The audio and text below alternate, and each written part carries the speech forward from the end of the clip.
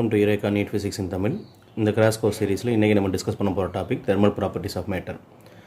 நம்ம bulk properties பார்த்துக்கிட்டு இருக்கோம். பல்க் ப்ராப்பர்ட்டிஸில் properties of solids, properties of ஃப்ளூயிட்ஸ்க்கு அடுத்து இது தெர்மல் ப்ராப்பர்ட்டிஸு தேர்ட் டாப்பிக்கு. டெஃபினட்டாக இந்த டாப்பிக்லேருந்து கொஸ்டின் கேட்க நிறைய சான்சஸ் இருக்குது. எக்ஸாம்பிள் பார்த்தீங்கன்னா 2019, 17, 16 இந்த வருஷங்களில் இதே டாப்பிக்லேருந்து 2 கொஸ்டின்ஸ் கேட்டிருந்தாங்க. பழைய வருஷங்களையும் 2 கொஸ்டின்ஸ் கேட்கக்கூடிய முக்கியமான டாப்பிக்கு. வேறு சாலிட்ஸ் அண்ட் ஃப்ளூயிடில் இருந்து ஒவ்வொரு கொஸ்டின் கேட்க தான் சான்சஸ் அதிகம். தெர்மல் ப்ராப்பர்ட்டிஸ்லேருந்து 2 கொஸ்டின் கேட்கக்கூடிய சான்சஸ் ரொம்ப அதிகம். நீட் ஆஸ்பெக்டில் இந்த டாப்பிக்லேருந்து நம்ம என்னென்ன தெரிஞ்சுக்கணுங்கிறத பார்த்துடலாம். டெம்பரேச்சர் ஸ்கேல் கன்வர்ஷன் பற்றி பார்த்துடலாம்.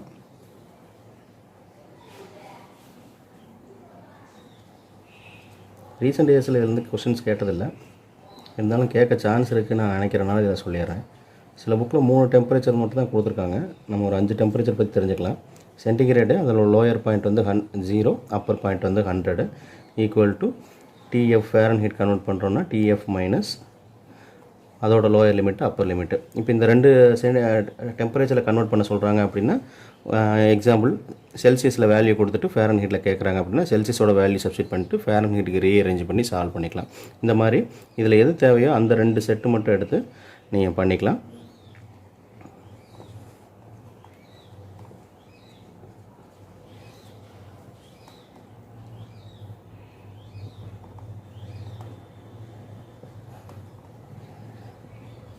இது 273 பண்ணியிருக்கேன் கெல்வின் ஸ்கேலு. எக்ஸாக்ட்னா 273.1516 பண்ணிக்கலாம்.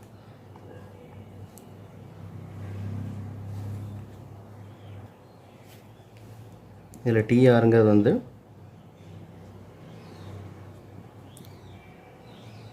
ரீமர் ஸ்கேல், டிஆர்ஏங்கிறது ரேங்கைன் ஸ்கேலு.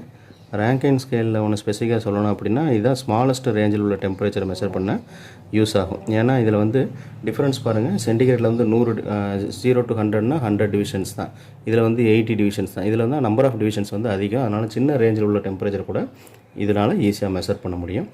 அதே மாதிரி ரீமர் ஸ்கேலில் ஒரு பாயிண்ட் சொல்லணும் அப்படின்னா, ரீமர் ஸ்கேலோட 0 டிகிரி ரீமர் 0 டிகிரி செல்சியஸ்க்கு ஈக்குவலாக இருக்கும். ஏன்னா ரெண்டுலேயுமே லோயர் பாயிண்ட் 0வாக இருக்குது. இதே மாதிரி பார்த்திங்கன்னா ஃபேரன்ஹீட்டுக்கும் செல்சியஸ்க்கும் -40 டிகிரி செல்சியஸுங்கிறது -40 டிகிரி ஃபேரன்ஹீட்டுக்கு ஈக்குவலாக இருக்கும். இந்த ரீடிங் ரெண்டுலேயுமே அதோட டெம்பரேச்சர் வேல்யூ 2 வேறு ஸ்கேலாக இருந்தாலும் அதோட வேல்யூஸ் இந்த ரேஞ்சில் மட்டும் ஈக்குவலாக இருக்கும்.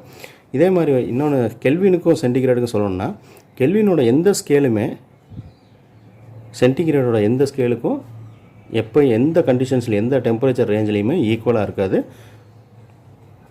ஃபார் எனி டெம்பரேச்சர் எப்போயுமே அதாவது ரெண்டுமே வேறு வேல்யூவாக தான் இருக்கும். எந்த ரேஞ்சுக்கு பார்த்துக்கிட்டாலும் வேறு வேல்யூவாக தான் இருக்கும்.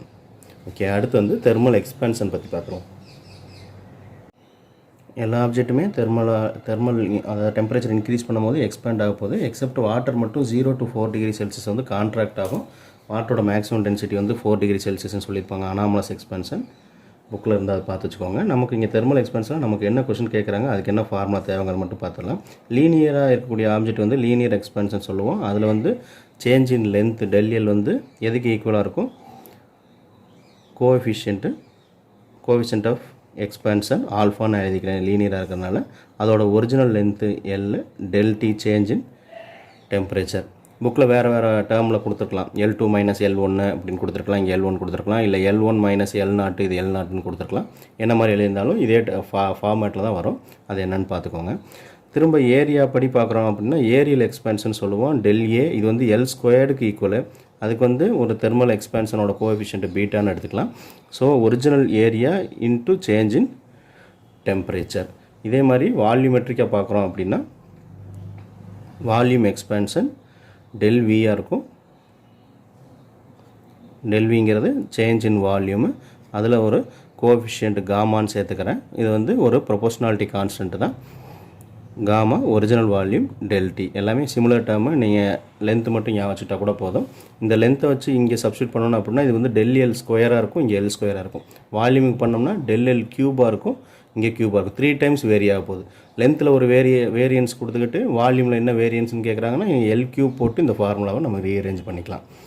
ஓகே, இந்த ஃபார்முலா வச்சு கம்பேர் பண்ணும்போதே நமக்கு என்ன தெரியுது, ஆல்ஃபாங்கிறது 1 டைமென்ஷனில் ஆகக்கூடிய சேஞ்சஸ். ஸோ பீட்டாவில் வந்து 2 சேஞ்சஸ் இருக்கிறதுனால இது வந்து பீட்டா பை 2க்கு ஈக்குவலாக இருக்கும். ஆர்எல்ஸ் இந்த ஆல்ஃபாங்கிறது வந்து காமா பை 3க்கு ஈக்குவலாக இருக்கும். இதை ரீஅரேஞ்ச் பண்ணிங்கன்னா உங்களுக்கு என்ன கிடைக்கும், பீட்டா ஈக்குவல் டு 2 ஆல்ஃபா கிடைக்குமா.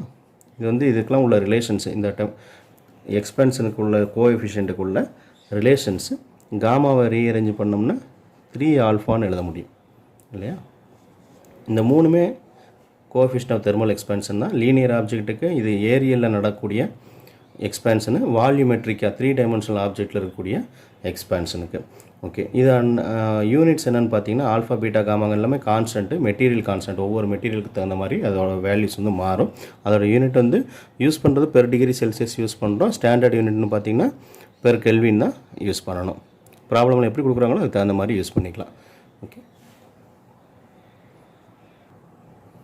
இப்போ நம்ம பார்த்த ஃபார்முலா வச்சு ரீசெண்ட் இயர்ஸ் எல்லாம் கொஸ்டின் கேட்குறாங்க. 2019 கூட ஒரு கொஸ்டின் இருந்துச்சு. 2019 இந்த தெர்மல் ப்ராப்பர்ட்டிஸ் மட்டும் 2 கொஸ்டின் கேட்டிருந்தாங்க. அதில் ஒரு கொஸ்டின் வந்து நமக்கு இதே டாப்பிக்கில் இருக்குது, தெர்மல் எக்ஸ்பென்ஷன் டாப்பிக்கில் இருக்குது. அதை பார்த்துடலாம். இந்த கொஸ்டின் பாருங்கள், காப்பர் அலுமினியம் 2 ராடு கொடுத்துருக்காங்க. காப்பர் அலுமினியம் 2 எடுத்திருக்காங்க. ரெண்டுக்கும் ஃபஸ்ட்டு காப்பர் லென்த்து கொடுத்துட்டாங்க. ஸோ நான் எல் ஆஃப் சியூ எழுதிக்கிறேன். இது வந்து 88 சென்டிமீட்டரு. ஆன்சர்ஸ் எல்லாமே சென்டிமீட்டர் இருக்குது பாருங்கள், அதனால் கன்வெர்ட் பண்ண வேண்டாம். ஓகே, அலுமினியமோட லென்த்து தான், லென்த் ஆஃப் அலுமினியம் தான் கேட்குறாங்க. அலுமினியமோட லென்த்து என்னங்கிறத நம்ம கால்குலேட் பண்ணணும். கண்டிஷன்ஸ் என்ன கொடுத்துருக்காங்கன்னா, இன்க்ரீஸ் இன் லென்த் வந்து independent of increase in temperature. அப்போ இதில் டெம்பரேச்சர் ரைஸ் பண்ணுறோம், del T for copper rise பண்ணுறது வந்து என்ன டெம்பரேச்சர் ரைஸ் பண்ணாலும் அது வந்து இன்க்ரீஸ் இன் லென்த் வந்து 2 ஆப்ஜெக்ட்டுக்கும் ஒரே மாதிரி இருக்குன்னு கொடுத்துருக்காங்க. ஸோ தட் இது டெல் டி ஆஃப் ஏஎல் வந்து நம்ம ஈக்குவலாக எடுத்துக்கலாம். அந்த எனி டெம்பரேச்சருக்கு அதோட இன்க்ரீஸ் இன் லென்த்து டெல் எல்லுங்கிறது வந்து இன்க்ரீஸ் இன் லென்த் தான், change in length. For copper வந்து எப்படி இருக்குது, அலுமினியமோட இன்க்ரீஸ் இன் லென்த்துக்கு ஈக்குவலாக இருக்குது. இதோட கண்டிஷன்ஸ் கொடுத்துட்டாங்க. கோஎஃபிஷியன்ட் ஆல்ஃபா ஆஃப் சியூ கொடுத்துருக்காங்க. இதோட வேல்யூ வந்து 1.7 × 10⁻⁵ பெர் கெல்வின். கண்டிப்பாக இதுக்கு வந்து கோஎஃபிஷியன்ட் வேறு தான் இருக்கும், ஏன்னா இது வந்து மெட்டீரியல் ப்ராப்பர்ட்டி. ஒவ்வொரு மெட்டீரியலுக்கு வந்து கோஎஃபிஷியன்ட் வந்து மாறிக்கிட்டே இருக்கும். கோஎஃபிஷியன்ட் ஆஃப் தெர்மல் எக்ஸ்பென்ஷன் வந்து மாறிக்கிட்டே இருக்கும். ஓகேங்களா. ஸோ நம்ம ஃபார்முலாவில் சப்ஸ்டிட் பண்ணலாம். ஃபார்முலா என்ன எழுதிருந்தோம், del L equal to alpha L del T. So நான் இது ஃபஸ்ட்டு காப்பருக்கு எழுதுகிறேன். Alpha of copper, length of copper, del T for copper. இதே மாதிரி இந்த del AL equal to alpha of AL, length of aluminium, del T of aluminium. ரெண்டுக்கு தனித்தனியாக எழுதிக்கலாம். ஓகே,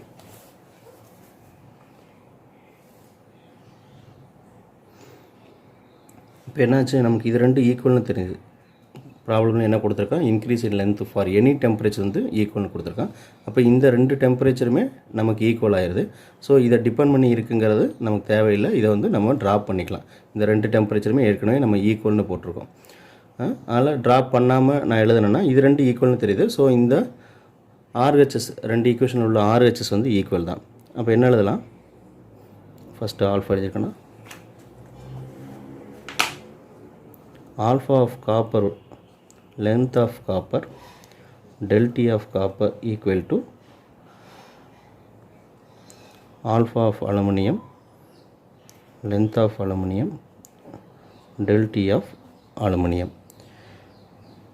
இது எதனால் எழுதுனேன், நமக்கு வந்து LHS வந்து இன்க்ரீஸ் இன் லென்த் ஈக்குவல்னு கொடுத்துட்டனால இது ரெண்டையும் நம்ம ஈக்குவேட் பண்ணிக்கிறோம். ஸோ இது ரெண்டும் ஈக்குவல்னு நம்ம கிவன் டேட்டாவில் எடுத்துருக்கோம் பாருங்கள். ஏன்னா டெம்பரேச்சரை இது டிபெண்ட் பண்ணி இல்லை, இண்டிபெண்ட்டாக இருக்குது அப்படின்னு கொடுத்துட்டாங்க. ஸோ நமக்கு ஃபார்முலா வந்து இப்போ சின்னதாகிருச்சு. இதிலிருந்து நமக்கு தேவையானது வந்து length of aluminium. Length of அலுமினியமுக்கு ரீஅரேஞ்ச் பண்ணுங்கள். L of aluminium equal to இந்த பக்கம் என்ன இருக்குது, alpha of CU length of CU divided by alpha of ஏஎல்னு வருமா. வேல்யூ சப்ஸ்டிட் பண்ணி 10⁻⁵, லென்த்து வந்து 88 × 10⁻², போடணும். மீட்டராக கன்வெர்ட் பண்ணணும்னா திரும்ப நீங்கள் ஆன்சருக்கு ஒரு தடவை திரும்ப சென்டிமீட்டராக கன்வெர்ட் பண்ண வேண்டியிருக்கும். ஏன்னா ஆப்ஷன்ஸ் எல்லாமே உங்களுக்கு சென்டிமீட்டரில் கொடுத்துருக்காங்க. அதனால் நான் கன்வெர்ட் பண்ணாமல் செய்கிறேன். நான் கால்குலேட் பண்ணி வச்சுருக்கேன் ஏற்கனவே. உங்களுக்கு கால்குலேஷனில் இதே ரிசல்ட் வருதாங்கிறத பார்த்துக்கோங்க. 68 சென்டிமீட்டருங்கிறது ஆன்சர். ஆப்ஷன் 4.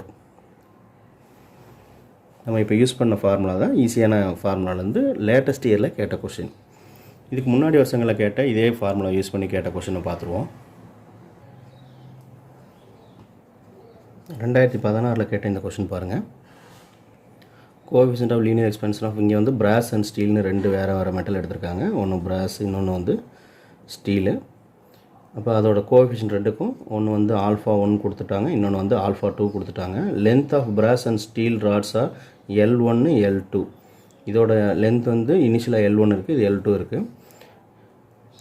எல்லா டெம்பரேச்சர்லேயும் L1 - L2 வந்து சேமாக இருக்குங்கிறாங்க. அதாவது இதில் உள்ள இன்க்ரீஸ் இன் லென்த்து கிடையாது, இதில் தனியாக இன்க்ரீஸ் இன் லென்த்து கிடையாது. இந்த ரெண்டுக்கும் உள்ள டிஃப்ரென்ஸு L2 - L1 வந்து எப்பயுமே சேம் ஃபார் ஆல் டெம்பரேச்சர்னு கொடுக்குறாங்க. ஃபார் எனி டெம்பரேச்சருக்கு வந்து இது சேமாக இருக்குது, ஃபார் எனி டெம்பரேச்சருக்கு.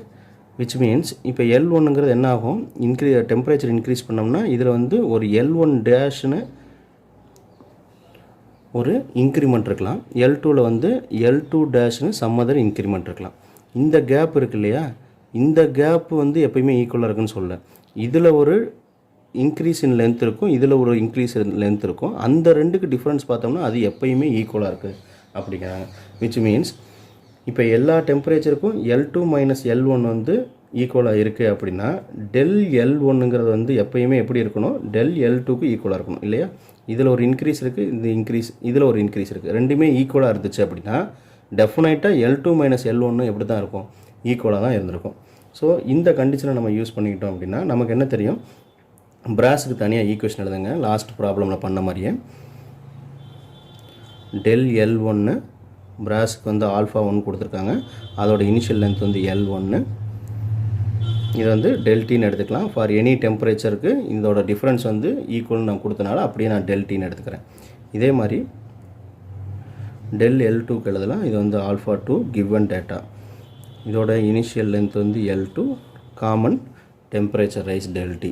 ஸோ இந்த ரெண்டும் எப்படி இருக்கணும், கொடுத்த கண்டிஷனுக்கு இதோட RHS வந்து ஈக்குவலாக இருக்கணும். RHS ஈக்குவலாக இருந்தால் தான் அவங்க சொன்ன கண்டிஷன் வந்து L2 - L1ங்கிறது வந்து ட்ரூவாக இருக்கும். அப்போ LHS ஈக்குவலாக இருக்கணும். RHSஸை நம்ம ஈக்குவேட் பண்ணிக்கலாம். α1 L1 ΔT equal to α2 L2 ΔT common cancel பண்ணிக்கலாம். ஸோ இந்த கண்டிஷன் வந்து α1 L1 ஈக்குவல் டு α2 L2ன்னு வருது. இந்த என்ன ஆப்ஷன், ஆப்ஷன் டிங்கிறது கரெக்ட்.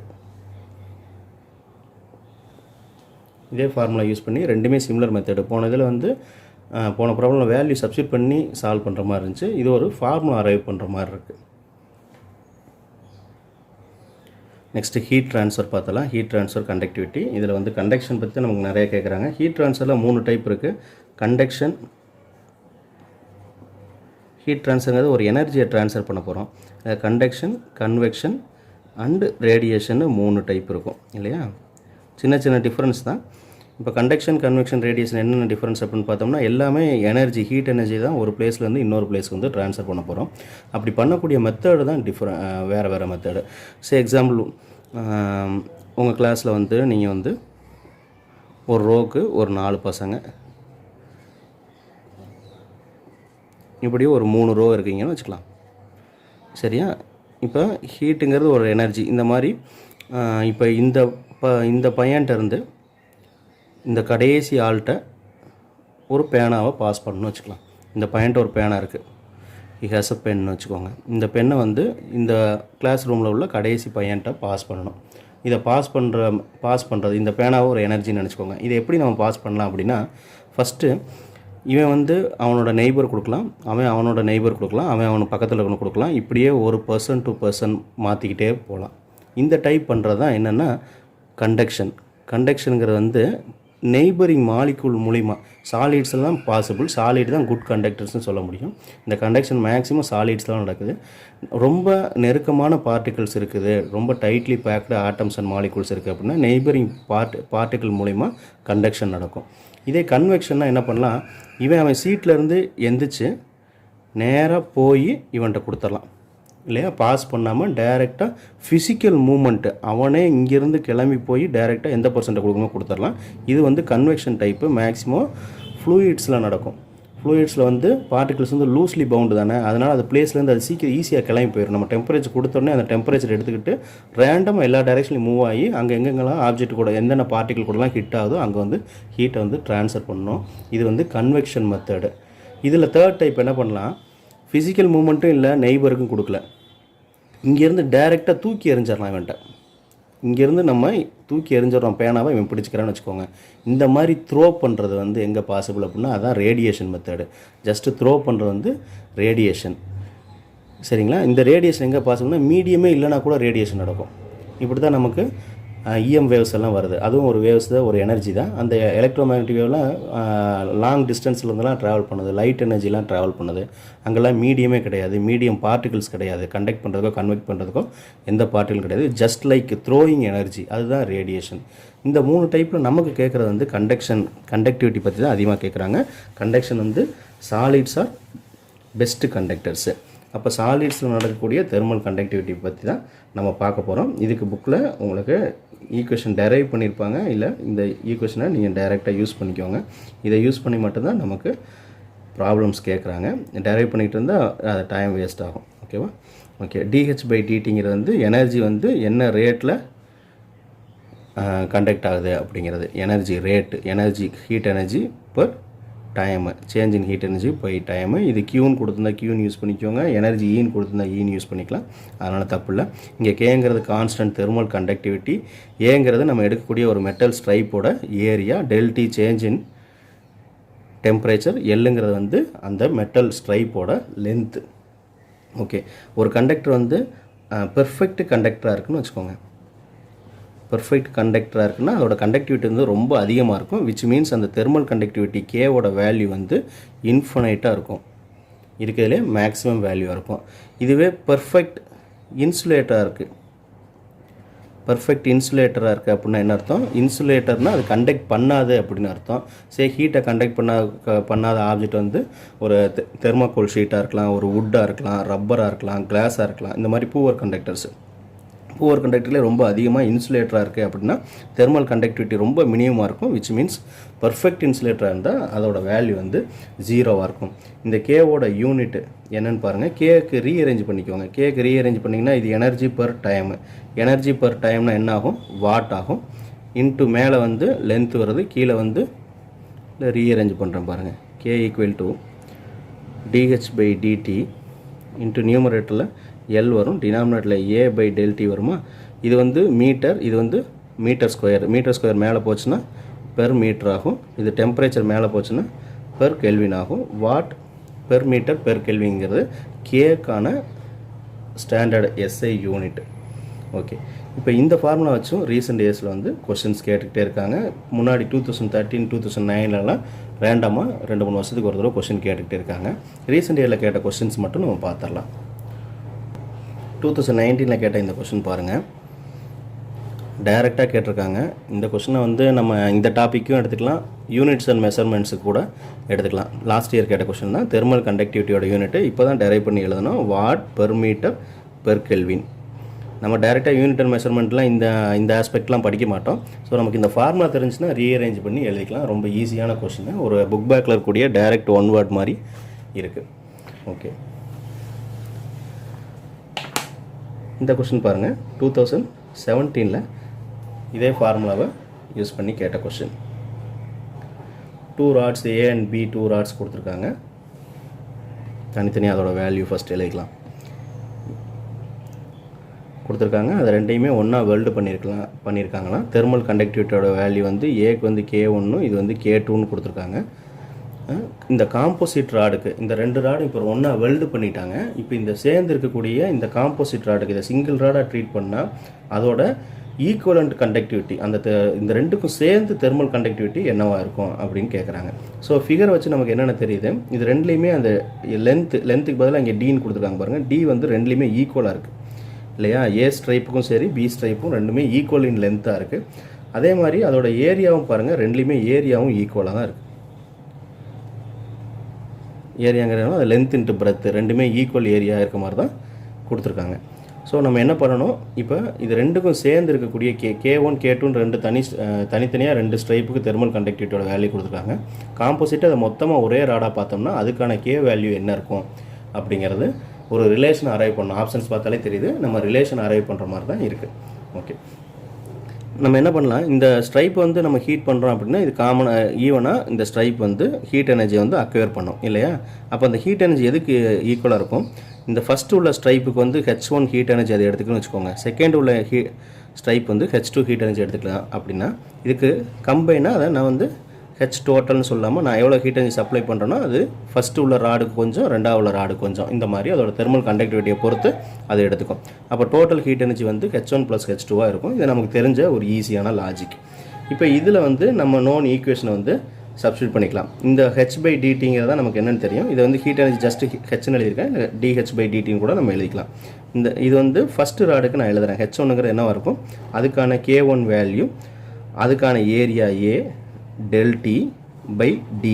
பாருங்கள், ரெண்டுக்கும் ஒரே மாதிரி தான் நம்ம டெம்பரேச்சர் ரைஸ் பண்ணுறோம். காமன் டெம்பரேச்சர் சப்ளை பண்ணுறதுனால நான் ∆Tன்னு எடுத்துக்கிட்டேன். ஃபிகரை பார்த்தாலும் நமக்கு தெரியுது ரெண்டுலேயுமே ஏரியா வந்து ஈக்குவலாக இருந்திருக்கு, டியும் ஈக்குவலாக இருந்திருக்கு. இதே மாதிரி நான் ரெண்டாவது ஸ்ட்ரைப்புகளில் நான் என்ன எழுதலாம், K2A ∆T/dன்னு எழுதலாம். K2 மட்டும்தான் சேஞ்ச் ஆகுது, ஒரு தெர்மல் கண்டக்டிவிட்டி மட்டும் தான் சேஞ்ச் ஆகுது. ஸோ இந்த பக்கம் லெஃப்ட் ஹேண்ட் சைடு வந்து நம்மளே எழுதிக்கலாம். இந்த கேக்கு பதிலாக K ஈக்குவலண்ட் காம்போசிட் அதான் அவன் கேட்டிருக்கான் இல்லைங்களா? ரெண்டு பாரும் சேர்ந்த பாருக்கு இப்போ சம்மதர் K இருக்குது. அந்த K நானாக எழுதி இல்லை, K டோட்டல்னு எழுதிக்கோங்க, K டேஷ்னு எழுதிக்கோங்க, நீங்களே தான் நேம் பண்ணிக்கலாம். K ஈக்குவலண்ட்டு, இந்த K ஈக்குவலண்ட்டு அடுத்து வந்து நமக்கு என்ன வரும், ஃபார்முலா படி ஏரியா வரும். ஏரியா இப்போ ரெண்டும் சேர்ந்த பாருக்கு என்ன ஏரியா, 2 டைம்ஸ் ஆஃப் A இல்லையா? ஜஸ்ட் ஏன்னு போட்டுறக்கூடாதுங்க, கேர்லெஸ்ஸில் தப்பாயிரும். இதை நான் எதுக்கு எழுதுகிறேன், 2 டைம்ஸ் ஆஃப் ஏரியா. காம்போசிட் பாருக்கு என்ன ஏரியா, இண்டிவிஜுவல் பாருக்கு ஏஏ ஏரியா இருந்துச்சுன்னா காம்போசிட் பாருக்கு 2 டைம்ஸ் ஆஃப் ஏரியா இருக்கும். டெம்பரேச்சர் அதே டெம்பரேச்சர் தான் நம்ம கொடுக்குறோம். லென்த் வைஸ் இங்கே டீன் கொடுத்துருக்காங்க, அதே லென்த் தான் இருக்க போகுது. ஓகேவா? ஓகே, இதில் இருந்து காமன் டேர்ம்ஸ் அவுட் எடுத்துகிட்டு சிம்பிளிஃபை பண்ணோம்னா நமக்கு தேவையான ஃபார்முலா கிடச்சிரும். ஸோ பாருங்கள், நான் 2K ஈக்குவலன்ட் எழுதுகிறேன், 2 வந்து அவுட் எடுத்துக்கிறேன். அது போக எனக்கு என்ன டேர்ம்ஸ் இருக்குது, A ∆T/d இருக்கா?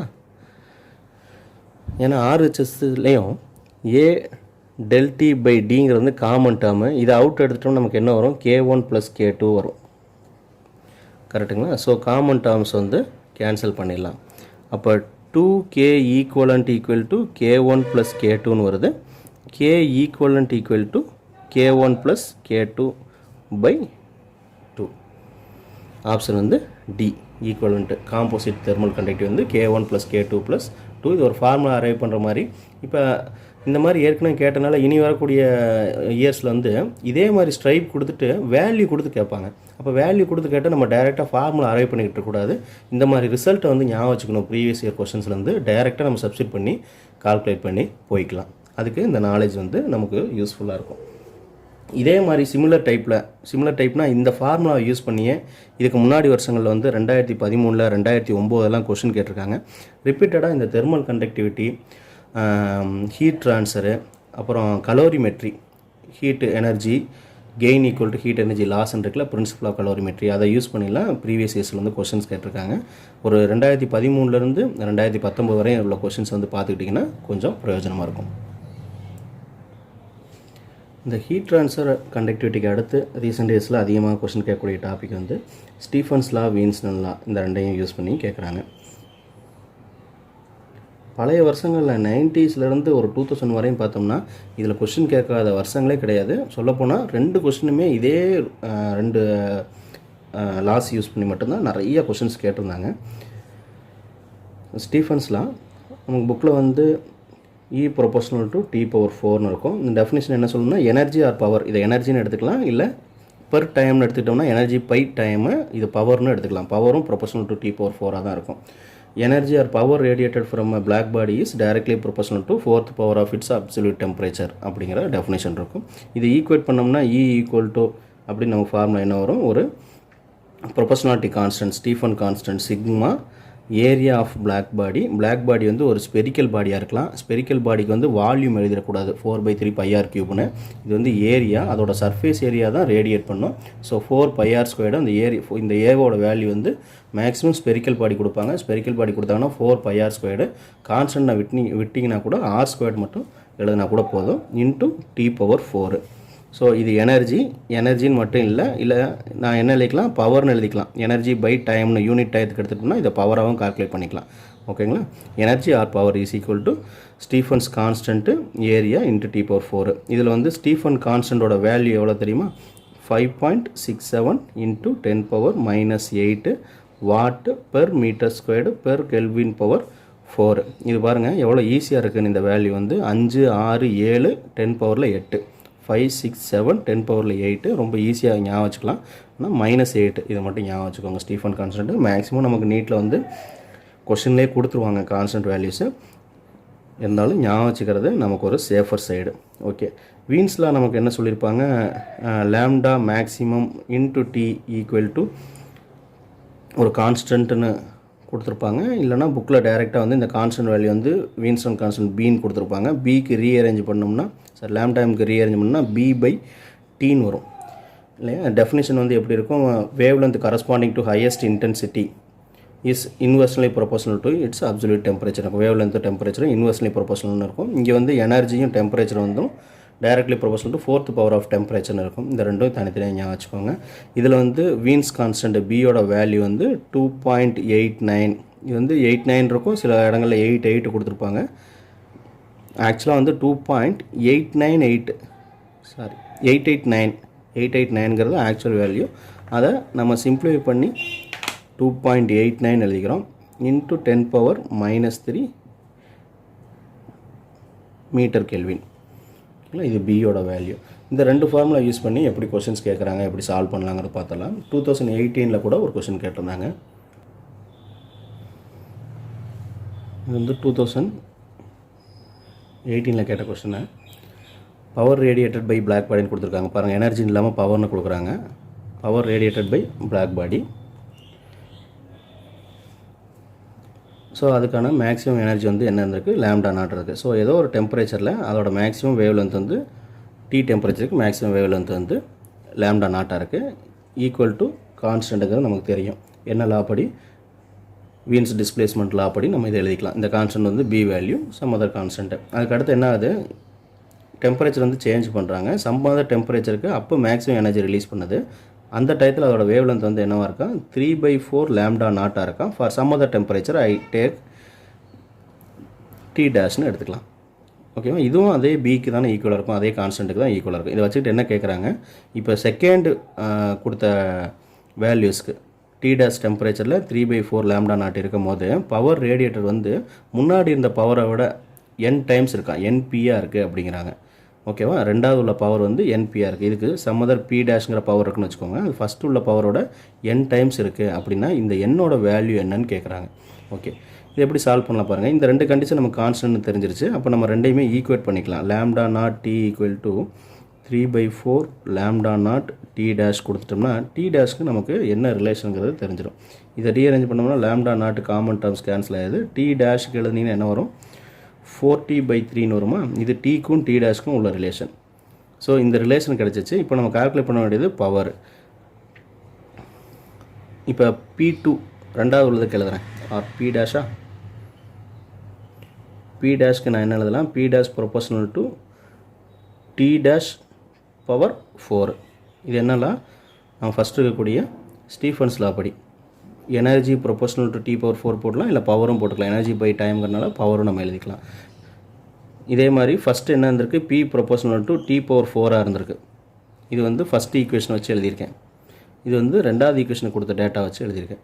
ஓகேவா. இப்போ நமக்கு தேவை வந்து P' தான் NP, இந்த என்னங்கிறத கால்குலேட் பண்ணணும். ஸோ P' நமக்கு தேவை. அதனால் P'/P பண்ணிக்கிட்டோம்னா என்ன வரும், T'/T⁴ வருமா. இப்போ இந்த டி டேஷ் தான் நம்ம என்னென்னு கால்குலேட் பண்ணி வச்சுருக்கோம். 4t/3 டினாமினேட்டில் ஏற்கனவே ஒரு டி இருக்குது, ஹோல் பவர் 4. இந்த 2 டி கட் பண்ணிக்கலாம். நமக்கு என்ன வரும் 4/3 ஹோல் பவர் 4ன்னு வரும். ஆர்எல்ஸ் 256/81 வரும். 4th பவர் எடுத்திங்கன்னா இது வந்து பி டேஷ் பை பியோட வேல்யூ. இதிலேருந்து ரீஅரேஞ்ச் பண்ணுங்கள். P dash equal to 256/81 into பின்னு வருமா. இப்போ இதையும் இந்த என்பியும் கம்பேர் பண்ணுங்கள். என்ன இருக்க வேண்டிய இடத்துல என்ன இருக்கோ அதுதான் ஆன்சர். 256/81 ஆப்ஷன் 4 வந்து ஆன்சர். 2 லாவையுமே இது யூஸ் பண்ணி கேட்ட மாதிரி இருக்குது இல்லையா. நம்ம ஃபஸ்ட்டு வந்து வீன்ஸ் லாவிலேருந்து ஒரு ரிலேஷன் அரைவ் பண்ணோம். டி டேஷ்க்கும் டீக்கும் ஒரு ரிலேஷன் அரைவ் பண்ணோம். அதை வந்து ஸ்டீஃபன் லாவில் சப்ஸ்டியூட் பண்ணி திரும்ப நம்ம கேல்குலேட் பண்ணுற மாதிரி இருக்குது. ரெண்டையுமே யூஸ் பண்ணி பண்ணியிருக்கோம். அதுக்கு முன்னாடி வருஷம் கேட்ட ப்ராப்ளம் 2017 அதே டைப்பில் ஒரே ஒரு ஃபார்முலா மட்டும் யூஸ் பண்ணுற மாதிரி கேட்டிருக்காங்க பாருங்கள். ஒரு ஸ்பெரிக்கல் பாடி ரேடியஸ் வந்து 12 சென்டிமீட்டர் கொடுத்துருக்காங்க. ரேடியேட்ஸ் பவர் வந்து 450 வாட்ஸு. அதோட டெம்பரேச்சர் வந்து 500 கெல்வின். சரிங்களா. இது ரேடியஸ் வந்து ஹாஃப் ஆயிடுது. ஆர் வந்து என்ன ஆகுது r/2 ஆயிடுது. அந்த டெம்பரேச்சர் டபுள்டு டி வந்து என்ன ஆகுது 2 டைம்ஸ் டீயாக மாறுது. டபுள் ஆச்சுன்னா power radiated in watt would be, power என்னவாகும்னு கேட்குறாங்க. சரிங்களா. இப்போ நியூ பவர் சம்திங் என்ன ஆகுது அப்படின்னு கேட்குறாங்க. ஸோ நான் இதுக்கு 2 ஈக்குவேஷனாக நம்ம ஃபார்ம் பண்ணிக்கலாம். நமக்கு என்ன தெரியும், ஸ்டீஃபன் லா தான் டெம்பரேச்சரையும் பவரையும் ரிலேட் பண்ணுது. அந்த லா படி எழுதணும். இங்கே ரேடியஸ் கொடுத்தனால ரேடியஸையும் இன்க்ளூட் பண்ணி எழுதணும். நமக்கு லா வந்து என்ன தெரியும், எனர்ஜி ஈக்குவல் டு EAT/4ன்னு நம்ம ஃபார்முலா எழுதி வச்சுருக்கோம். இந்த எனர்ஜியை தான் பெர் டைம் எடுத்தோம்னா இது வந்து பவர் ஆயிடுது. அப்போ சிக்மா, இந்த ஏங்கிறது என்னது, அந்த ஸ்பெரிக்கல் பாடியோட ஏரியா வந்து 4πr² இருக்கும். 4πங்கிறது கான்ஸ்டண்ட்டை நம்ம விட்டுடலாம். இல்லைனா அப்படியே எழுதிக்கலாம். அதோட சர்ஃபேஸ் ஏரியா 4πr1² வச்சுக்கோங்க. இன்ட்டு T1/4 நான் எழுதிக்கிறேன். இது வந்து P1. செகண்ட் டைம் என்ன ஆகுது P2. சிக்மாங்கிறது கான்ஸ்டன்ட்டு, 4πங்கிறது கான்ஸ்டன்ட்டு. இந்த R1 என்ன ஆயிடுது R1/2 ஆகுமா.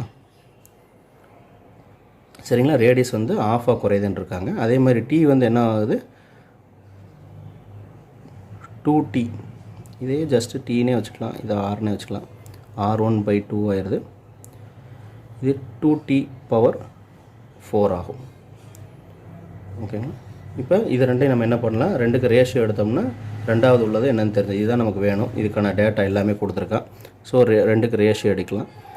P2/P1 எடுத்தோம்னா காமன் டேர்ம்ஸ்லாம் கட் ஆயிரும். இது காமன் டேர்மு, இதில் 4π காமன் டேர்மு, இதில் என்ன வரும் பாருங்கள். ஸோ ரெண்டுலேயுமே R² கட் ஆகும். அப்படியே சப்ஸ்டிட் பண்ணுறேன். Sigma 4πr/2 2 2T/4 by sigma 4πr² T/4. இதை கட் பண்ணிக்கலாம். R² கட் ஆயிரும். T/4 இந்த T/4 கட் ஆயிரும். இப்போ என்ன இருக்கும் அப்படின்னா இது 1/2 ஸோ 1/2 1/4. இது 2/4 மட்டும் இருக்கா. 2/4ங்கிறது வந்து 16. ஸோ இதை ரெண்டையும் கட் பண்ணோம்னா 4 வரும். P2/P1 equal to 4. From this P2 equal to P1 into 4. P1 வந்து 450 கொடுத்துருக்காங்க. இன்ட்டு 4னா 1800 வாட் வரும். இல்லைங்களா. இது ஒரே ஒரு ஃபார்முலா, அதை மட்டும் யூஸ் பண்ணி பண்ணுற மாதிரி இருக்குது. ஸ்டீஃபன் லாவை மட்டும் யூஸ் பண்ணி பண்ணுற மாதிரி இருக்குது. வேல்யூஸ் மட்டும் R value T value change ஆகுதுன்னு கொடுத்துருக்காங்க. ஸோ P2/P1 இதில் மேக்ஸிமம் இந்த P2/P1 போடுறது கரெக்டான வேல்யூ சப்ஸ்டிட் பண்ணணும். P1/P2 போட்டிங்கன்னா இது தப்பாக இருக்கும். அதில் என்ன ஆன்சர் வருதோ அதையும் ஆப்ஷன்ஸில் கொடுத்துருவாங்க. ஸோ நம்ம கரெக்டுன்னு நினச்சிருவோம். கேர்லெஸ் இல்லாமல் பண்ணால் போதும். இதுக்கடுத்து ஸ்பெசிஃபிக் ஹீட் லேட்டன் ஹீட் பார்த்தலாம். ரொம்ப ரேரான கொஸ்டின் கேட்குறாங்க. இருந்தாலும் கேட்க சான்ஸ் உள்ள ஒரு இம்பார்ட்டன்ட் டாபிக் அப்படிங்கிறனால அதில் ஒரு சின்ன ஏதாவது ஒரு எக்ஸாம்பிள் மட்டும் பார்த்துருவோம். ரீசெண்ட் டேஸில் என்ன கேட்டிருக்காங்கன்னு. ஸ்பெசிஃபிக் ஹீட் கெப்பாசிட்டிக்கு வந்து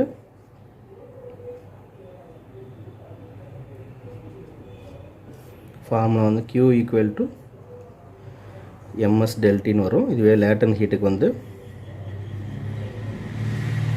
Q equal to M into அதோட latent heat value M into எல்லுன்னு இருக்கும். ஸ்பெசிஃபிக் கெப்பாசிட்டிங்கிறது வந்து ஒரு ஆப்ஜெக்ட் வந்து ஹீட் எடுத்துக்கிட்டு அதோட டெம்பரேச்சரை அதோட ஸ்டேட் வந்து சேஞ்ச் ஆகாமல் டெம்பரேச்சர் வந்து ஒரு கெல்வின் ரைஸ் பண்ணுறதுக்கு என்ன ஹீட் எனர்ஜி தேவை அப்படிங்கிறத கால்குலேட் பண்ணோம். வேறு லேட்டட் ஹீட்டுங்கிறது வந்து அதோட டெம்பரேச்சர் ரைஸ் ஆகாமல் ஒரு ஸ்டேட்லேருந்து இன்னொரு ஸ்டேட்டுக்கு எப்படி கன்வெர்ட் ஆகுது, சாலிட் டு லிக்விடு எப்படி எவ்வளோ ஹீட் எடுத்துக்கிட்டு கன்வெர்ட் ஆகுது அப்படின்னு பார்க்கணும். இந்த ப்ராசஸில் வந்து ஹீட்டில் வந்து ரைஸ் இருக்கக்கூடாது. இந்த ப்ராசஸில் கண்டிப்பாக ஹீட் ரைஸ் இருக்கணும், சேஞ்ச் இன் ஸ்டேட் இருக்கக்கூடாது. ஓகே, இந்த ரெண்டு இதை யூஸ் பண்ணி 2016 கேட்டிருக்கக்கூடிய இந்த ப்ராப்ளம் பாருங்கள். பீஸ் ஆஃப் ஐஸ் வந்து ஒரு ஹைட்லேருந்து ஹைட்லேருந்து கீழே விழுதுன்னு கொடுத்துட்டாங்க. 1/4 ஆஃப் எனர்ஜியை யூஸ் பண்ணிவிட்டு வந்து ஐஸ் மெல்ட் ஆகுதுன்னு கொடுக்குறாங்க.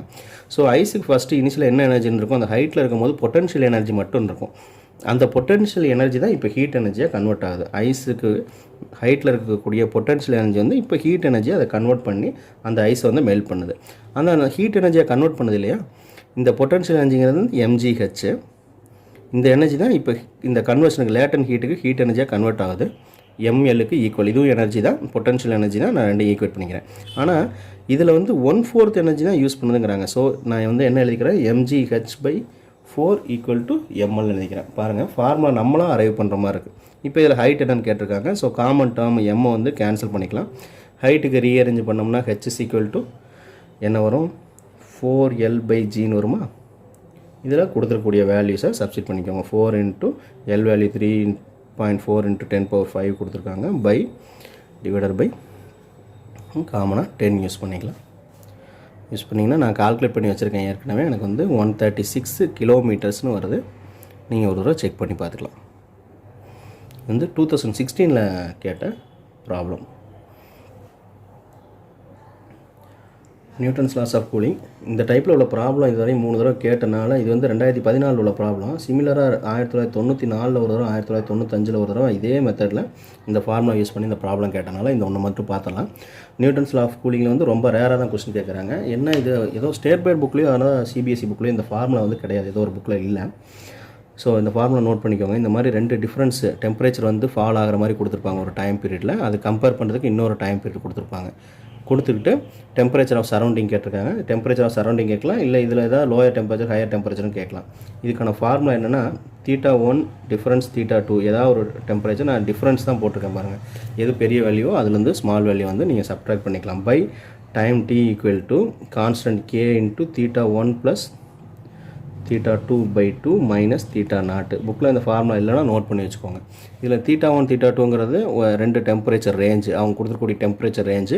ஃபஸ்ட்டு வந்து 5 மினிட்ஸில் ஃபால் ஆகுதுன்னு கொடுத்துருக்காங்க. 70 to 60 வந்து 5 மினிட்ல ஃபால் ஆகுதுன்னு கொடுத்துருக்காங்களா.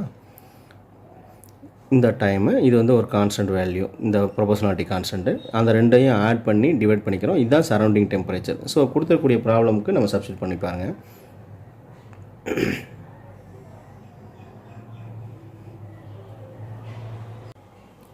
ஸோ 2 ரேஞ்ச் இருக்குது. இந்த 2 ரேஞ்சை நம்ம சப்ஸ்டிட் பண்ணிக்கலாம். ஃபஸ்ட்டு ரேஞ்ச் வந்து என்ன கொடுத்துருக்காங்க, 70 மைனஸ் 60/5 மினிட்ஸ் கொடுத்துருக்காங்க. ரெண்டுலேயுமே நமக்கு மினிட்ஸாக தான் இருக்குது. அதனால் நான் மினிட்டே சப்ஸ்டிட் பண்ணிக்கிறேன், செகண்டாக கன்வெர்ட் பண்ணுங்கிற அவசியம் கிடையாது. Equal to K. இதில் வந்து 70 + 60/2 மைனஸ் θ0ங்கிறத நம்ம கண்டுபிடிக்க வேண்டிய வேல்யூ சரௌண்டிங் டெம்பரேச்சர். இதை சிம்பிளிஃபை பண்ணால் என்ன வரும், ஸோ இது வந்து 10/5 2 ஆகும். ஈக்குவல் டு k இன்ட்டு இது வந்து 65 மைனஸ் θ0 ஆகும். Let this be equation 1. இதே மாதிரி செகண்ட் ரேஞ்சு கொடுத்துருக்காங்க பாருங்கள். 254 டிகிரியாக குறையுதுன்னு இருக்காங்க. அப்போ எதுலேருந்து 60 இருந்திருக்கு, அப்போ 60லேருந்து 54 குறையுது. 60 மைனஸ் 54 அதே ஃபார்முலா சப்ஸ்டிட் பண்ணுறேன். For same 5 minutes equal to k into 60 + 54/2 minus surrounding temperature. இதை சிம்பிளிஃபை பண்ணிங்கன்னா என்ன ஈக்குவேஷன் கிடைக்கும், இது வந்து 6/5ன்னு வருமா.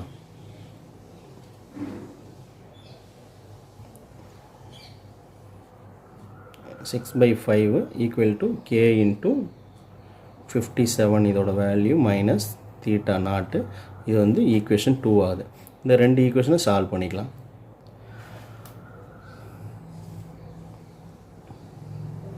ஸோ பாருங்கள், ஈக்குவேஷன் 1/2 பண்ணலாம். இந்த ஈக்குவேஷன் டிவைடட் பை ரெண்டாவது ஈக்குவேஷன் பண்ணால் 5ங்கிறது வந்து நியூமரேட்டர் போயிடும்.